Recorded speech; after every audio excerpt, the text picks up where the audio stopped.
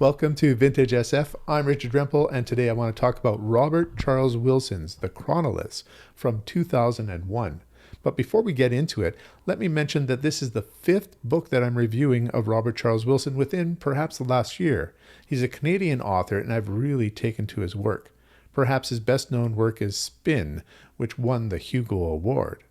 But before we talk about the book or Robert Charles Wilson himself, I want to talk about the cover art by Jim Burns. This seems to be a pairing for a number of Robert Charles Wilson's books, and I think it's a great pairing. Artist Jim Burns paints pictures from the books themselves. This is like those old-time vintage SF artists. His work is lush and has a biological feeling to them. And maybe I should show you the first one that I haven't read it yet, is Bios, and has these creatures and this land that looks to be an alien landscape. But the one that I have read and that's very well represented is Darwinia. And it is just a very lush, as I've said, cover here. That graphic detail to the surroundings is also featured in Chronolith. And in Chronolith here, we have another wraparound cover. Let's take a closer look here and I'll talk about what you see on this cover. Of course, the prominent feature is the monolith itself, enormous in the landscape. We see that it's shedding ice to the bottom there, and we also see at the bottom some temples. We are in Thailand, and this is a scene from near the beginning of the novel itself. Jim Burns' art fits Robert Charles Wilson's books so well that you really won't see many other variations of covers in any of the reprints. They'll stick with that art. It's a great pairing. But let's get to the story now. We'll take a look first at the back cover of the book, and then I'll start to talk about the story itself. Don't worry, there won't be any major spoilers here. The New York Times says that, in his quiet way, Robert Charles Wilson has produced one of the most impressive bodies of work in contemporary science fiction. The Chronoliths stands with his best. Scott Warden is a man haunted by the past and soon to be haunted by the future. In early 21st century Thailand, Scott is an expatriate slacker. Then, one day, he inadvertently witnesses an impossible event, the violent appearance of a 200-foot stone pillar in the forested interior. Its arrival collapses trees for a quarter-mile around its base, freezing ice out of the air and emitting a burst of ionizing radiation. It appears to be composed of an exotic form of matter, and the inscription chiseled into it commemorates a military victory 16 years in the future. Richard, the editor, interrupting here for a second. I checked with the book. That 16 years didn't sound right to me. The inscription on the bottom of that first chronolith actually was 20 years in the future. Shortly afterwards, another, larger pillar arrives in the center of Bangkok, obliterating the city and killing thousands. Over the next several years, human society is transformed by these mysterious arrivals from, seemingly, our own near future. Who is the warlord Kuin, whose victories they note? Scott wants only to rebuild his life, but some strange loop of causality keeps drawing him in to the central mystery and a final battle with the future. What the back cover doesn't tell you is that this is a deep character study for Scott and a number of other characters as well.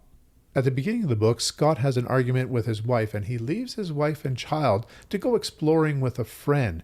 There's a report of something that has appeared in the forests or jungles of Thailand.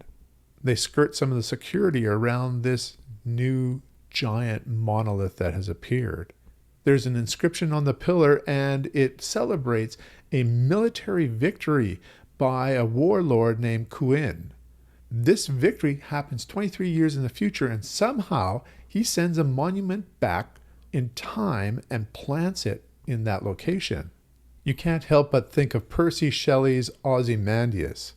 I met a traveler from an antique land who said, "Two vast and trunkless legs of stone stand in the desert. Near them on the sand, half sunk, a shattered visage lies, whose frown, and wrinkled lip, and sneer of cold command, tell that its sculptor well those passions read, which yet survive stamped on these lifeless things. The hand that mocked them, and the heart that fed, and on the pedestal these words appear, My name is Ozymandias, King of Kings. Look on my works, ye mighty, and despair. Nothing beside remains. Round the decay of that colossal wreck, boundless and bare, the lone and level sands stretch far away. On the other hand, for Cuin, this is a declaration of his greatness to come.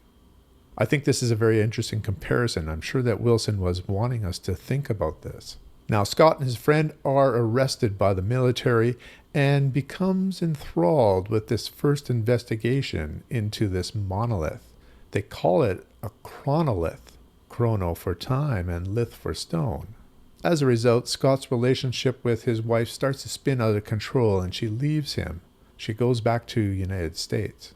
Over the years, they're separated and divorced, but Scott wants to maintain his relationship with his child. Over the years as well, these chronoliths start appearing in some major cities and start to spread. We can see that this warlord Cuin is starting to conquer the world. Scott's placement at the very first appearance of a chronolith puts him in an interesting perspective of some people who are researching them and are taking part in a government program in the United States. He's recruited by an old college friend. She seems to be the scientist who has the best grasp on what's happening with these temporal displacements. They call them tau disturbances. How does the world react? Well, things start to crumble. How do you prevent something that hasn't happened? Can you? Will it really happen? Who is Cuin? But this novel stays at the human character level, and we really see things spin out in Scott's life. One of the things that I find fascinating about Robert Charles Wilson's writing is that he gives you this amazing paradigm shift, usually right at the beginning of a novel, and things will play out forward from that. But he is really concerned about how that affects humans, how that affects his main characters. His novels really are character first, and these characters are flawed. It's not like you're cheering for a hero here. You're watching a life play out, and sometimes you're thinking, wow, this guy is really a jerk.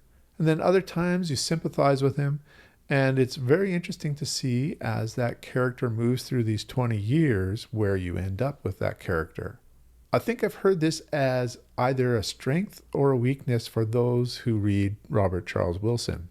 I think it's a strength, but some people I think are distracted or feel a little disconnected from the protagonist because they're very flawed characters. But as I said, I connect well, and I really enjoy that depth of character development.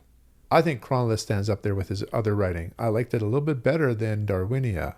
I'm going to give it an 8.5 out of 10. Have you read any Robert Charles Wilson? What did you think? Any recommendations for other Robert Charles Wilson books? Let me know in the comments below. Until next time, keep reading.